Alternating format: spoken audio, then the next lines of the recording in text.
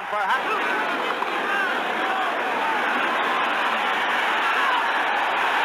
Thomas, a beautiful catch at the far. Well, hello. Thank you so much for taking time out of your day to check out this video, and welcome to the Gridiron. And before I get started, I just want to say thank you so much, everyone out there who's been watching my videos. I greatly appreciate it so much. If you can give this video, man, a thumbs up, or maybe leave a comment below, or share the video, it would mean so much to me. But anyway, just thank you so much for just taking time out of your day to check out this video. Thank you so much. All right, so today, guys, whew, man, did you ever think this day was going to come? Man, it's been a long time in the making. September 12th, week 1. It's here. Giants, Broncos. I just want to give a little like preview of the game, and in tomorrow's video, I'll give a review of the game. The Broncos are favored. I see like they're favored by 3, favored by 2.5. You know, it can go either way, guys. Then the Broncos certainly, have added to their roster without question. But they were 5-11 last year too. All right, it's just, I don't know. It seems like some people are talking about like just pencil the Broncos in for the playoffs and just you got to play the games. But apparently, they're really expected to improve big time of their 5-11 record from last year. And I can see, it's a possibility. Certainly, what they did, the guys they picked up, free agency, what they did in the draft, Teddy Bridgewater is a better quarterback than Drew Lock is, that's for sure. Now, they also seem to be relatively healthy, the Broncos. I saw Noah Fant, Sutton, Von Miller, Chubb, and then there was another one of their tight ends on the list that I can't even pronounce his name. But Chubb is the only one that seems to be kind of questionable. All right, now apparently like Miller, okay, and Chubb, all right, they both seem like they have like ankle problems. So Von Miller looks like he's going to play. So Chubb's a little questionable, so we'll have to wait and see. Obviously you want to play against the best, you want to beat the best and all that, but if you don't want to play, that would certainly help us out a heck of a lot. Especially if you're an edge rusher and you got a problem with your ankle. That's not going to help.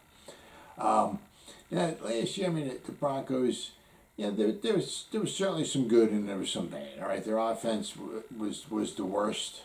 Okay. With turnovers, they had 32 turnovers last year. Right, they had 23 interceptions and they lost 9 fumbles. They only had 21 touchdown passes, so they threw more interceptions than touchdown passes. They averaged 20.2 points per game. Better than the Giants, no problem, no question about that. But still, 20 points a game is not, phenomenal. Pro Football Focus, right?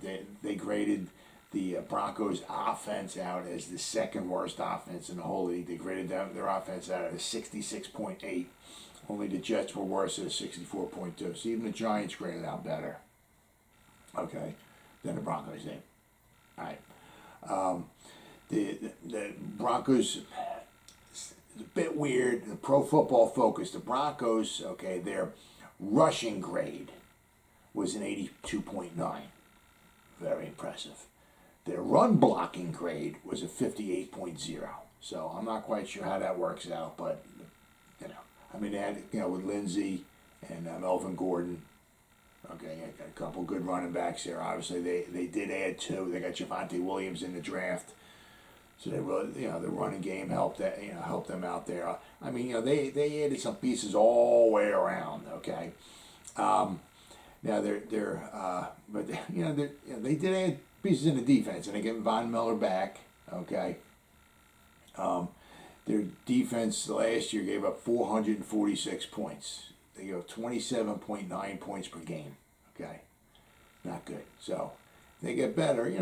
I'm sure they're certainly going to get better. But they were pretty bad last year. Okay. okay? The special teams, Pro Football Focus, they graded out dead last in the league. Their Pro Football Focus, their team grade was a 51.0, okay? Their defensive grade, all right, was the seventh best by Pro Football Focus, okay? The defense graded out at 73.5, all right? They did very, very well. But they gave up a lot of points.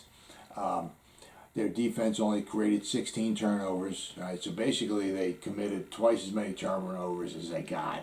All right, that's a success for failure right there. In the draft they said they did very well. They got obviously Patrick Surtain, a cornerback in the first round. Then they got Javonte Williams in the second round. All right, then they got Baron Browning.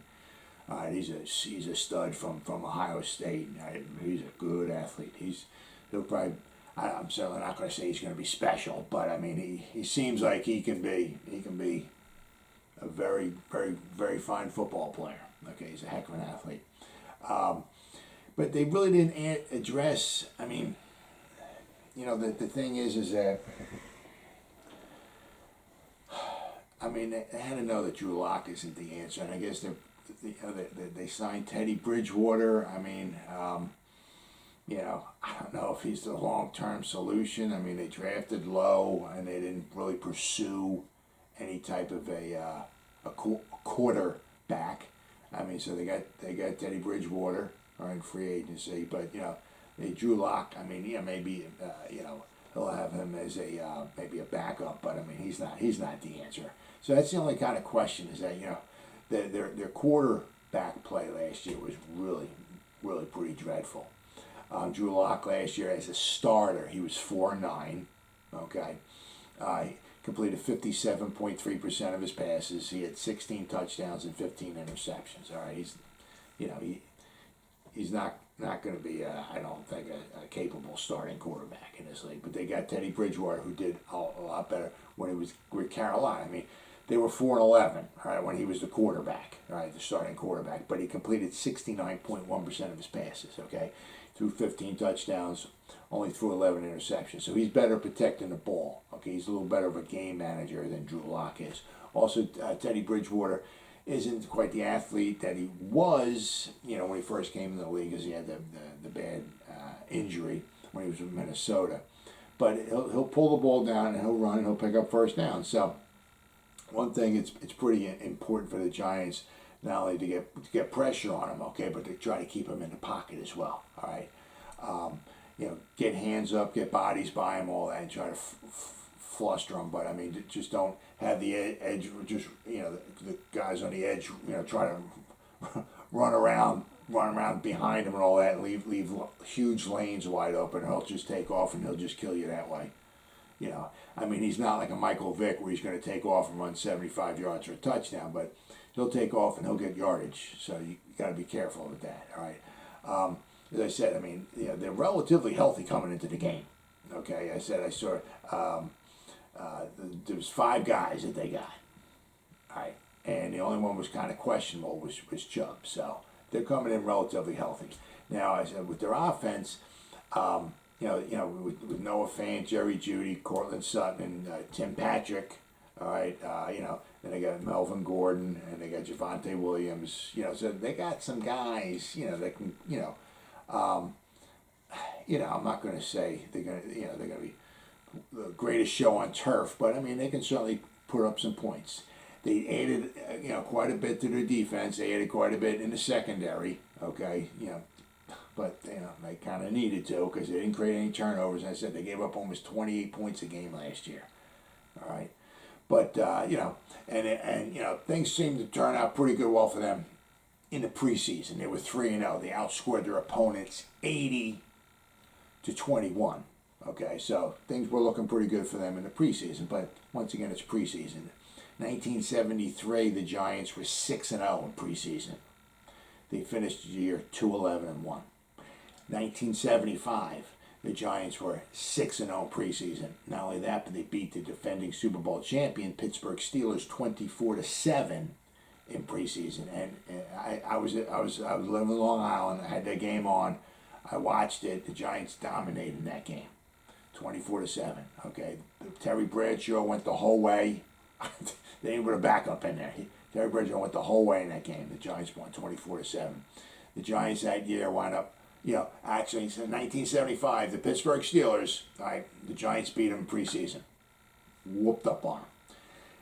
During that season, the Pittsburgh Steelers went on to win the Super Bowl. Okay, the Giants, who beat the Steelers in preseason, went on to post a 5-9 record. Right, so it's just preseason. Actually, the Giants were 3-9. They had to win their last 2 games of the year.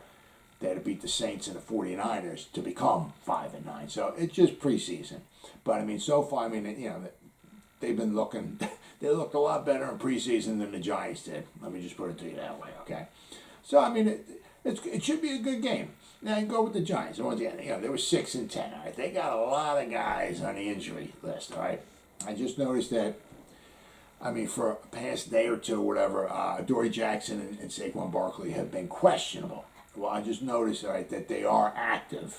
Okay, they're gonna be playing. All right, so. I was like 11 guys. I mean, everybody but Evan Ingram. Evan Ingram's out with his calf, right? But Saquon Barkley with his knee, he's going to be active, okay? Adoree Jackson with his ankle, all right? He's going to be active, right? Justin Hilliard, his foot, all right? He'll be active. Josh Jackson with his calf, he'll be there. Kyle Rudolph, obviously with his foot, he'll be there. Danny Shelton had a neck injury, but I mean, he'll be active, okay? Caden Smith, his knee, but he's active. Andrew Thomas had a problem with his ankle, and Kadarius Toney with his hamstring. So they're all active. Only a couple just questions. It's kind of weird is that they had 3 guys, they're tight ends, okay, that they are on their roster, okay. All 3 of them are on the injury list. Caden Smith, Kyle Rudolph, and Evan Ingram. So. Then, of course, you got Andrew Thomas. Looks like he has like a little problem with his ankle, which is not going to help him going up against these guys' pass rushers. So that's not going to be good. And the one thing I didn't see Kenny Galladay's name at all. I mean, not questionable, not this, not that. So hopefully he's good to go. Now, obviously, last year he had problems. I think he had, a problem with his hamstring. I think 2 times last year. So I mean, just hope for the best, guys. Hope for the best. Hopefully we can get a decent amount of games out of him. But anyway, he seems like he's going to be good to go. Now, a couple of things. I mean, the Giants, their run defense, what we were seeing in preseason was really pretty dreadful. I mean, I saw some shoddy tackling. The number 1 defense wasn't in there a lot, but I mean, gaping holes, nobody setting the edge, bad tackling, guys just trying to shoulder guys down and stuff. I mean, they got to do better in the running game. I mean, nothing's going to hurt you more, especially if you got their running backs.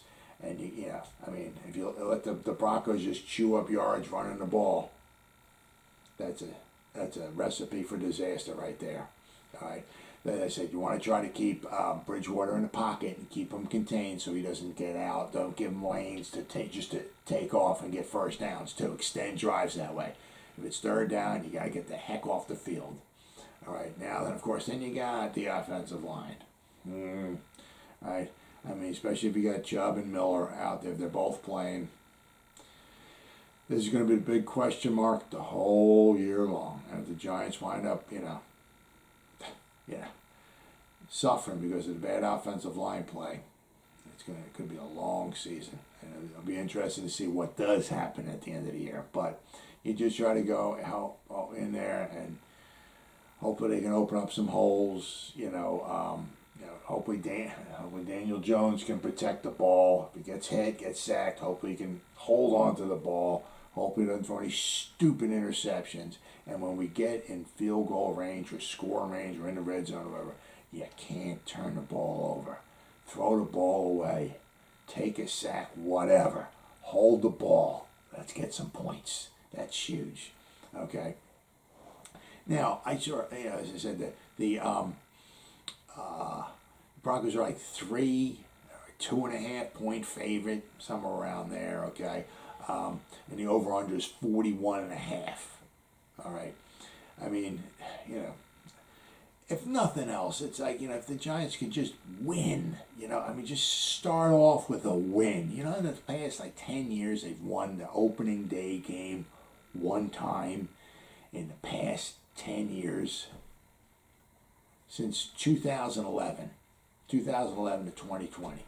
We've won the opening day game one time. That was in 2016. Victor Cruz scored a 3-yard touchdown pass from Eli Manning in Dallas, and he did the salsa. We beat the Cowboys 20-19 in Dallas. That was the last time we also made the playoffs too. But let me know if any of this sounds familiar to you. 2020, we started off 0-5. 2019, we started off 0-2. 2018, we started off 0-2. 2017, we started off 0-5. 2016, we started off 2-0. Okay, that's the only season that we won our first game of the year. 2015, we started off 0-2. 2014, we started off 0-2. 2013, we started off 0-6. 2012, we started off 0-1. 2011, the year we won the Super Bowl, we started off 0-1. Last 10 years, we've won one opening day game. Wouldn't it be nice just to start the season off with a victory, huh? So I got the Giants. All right, I'm just gonna, a little bit with my heart, a little bit with my head here. I'm saying it's not so they're not gonna be pretty. I got the Giants winning 21-20. I said, ain't gonna be pretty. The only way it's gonna be a blowout would be if Daniel Jones throws 2 or 3 pick sixes, or if something happens and the Giants, the Broncos wind up turning the ball over and the Giants get some touchdowns on the defense or something like that. But other than that, I think it's gonna be a relatively low-scoring game. Okay, it'll be close. All right, hopefully with the fans in the stands. Okay, get the Giants all fired up. Hopefully the Giants come out here with the victory. I got them 21-20, and then tomorrow I'm going to go over the review of the game, and hopefully, guys, I'll be talking about a review of a Giants victory, W or victory, however you want to put it. Well, as always, guys, thank you so much for taking time out of your day to check out this video. You guys stay safe out there and go Giants! Woo!